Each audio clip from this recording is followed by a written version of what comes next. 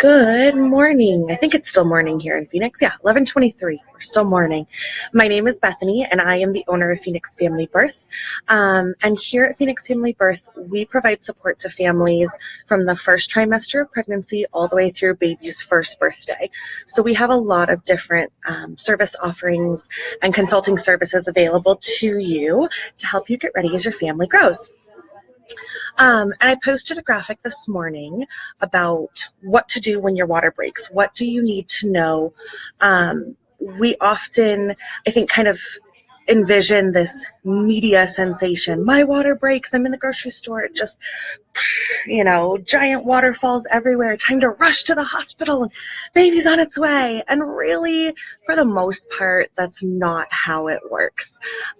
So throughout this live stream, if you have any questions, pop them into the comments, or you're always welcome to message our page too, if you want a little bit of anonymity.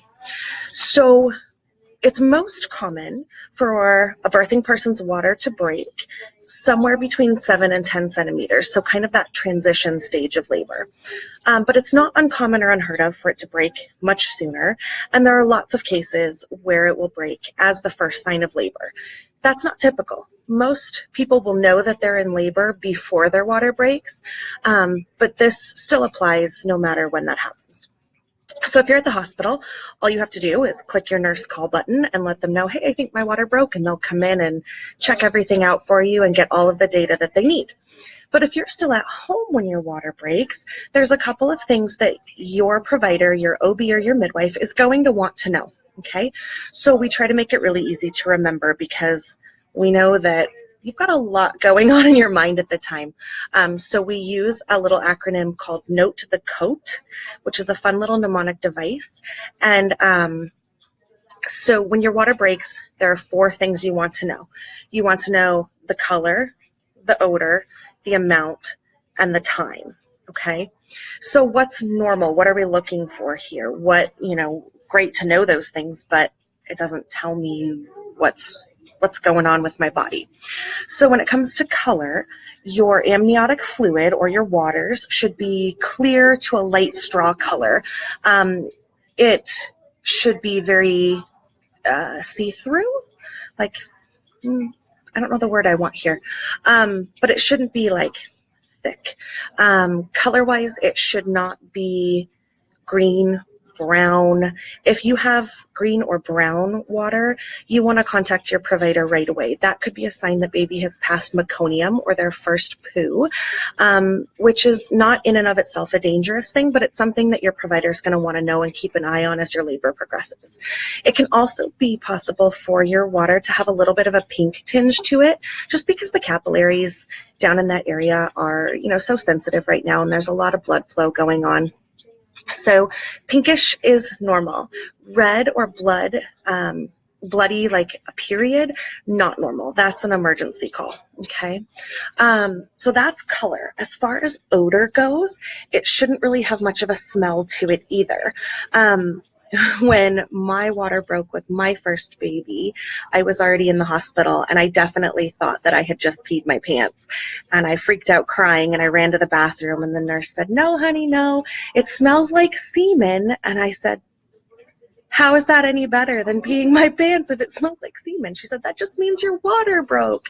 So some people kind of describe that odor as like musky or just kind of earthy, but it shouldn't be stinky. If you would describe it as foul, smelly, stinky, those could be a sign of infection. So that's something that needs to be an emergency call as well.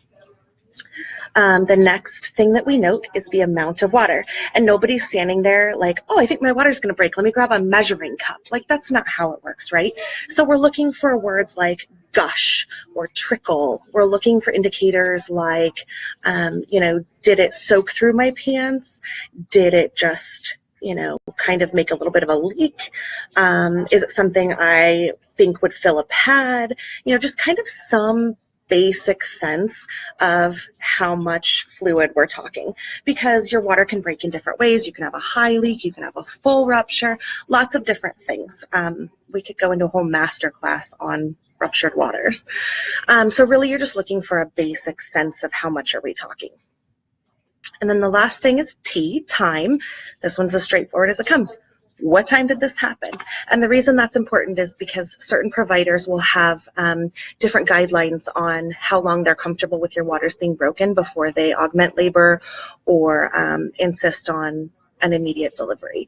So our number one recommendation is to talk to your provider before you're even in labor, because if your water breaks at home, you're going to want to know what their comfort level is, and you're going to want to make an action plan for yourself. When do you think is the appropriate time to go to the hospital? When does your provider think is that appropriate time? And that way you aren't scrambling in the moment to think, oh my gosh, my water just broke and I have no idea what to do. So note the color, odor, amount, time. Give your provider a call, whether you're planning to go right into the hospital or not. Let them know what's up. Check in with them. And then from there on out, we wish you a very safe and happy labor and a very safe and happy birth. And if you have any further questions, we cover water breaking as just one of dozens of topics in our childbirth education course. So if you're interested in learning so much more about your birth process, you can reach us at phoenixfamilybirth.com to schedule a class or a private consultation. Thanks so much, and we'll see you guys again soon.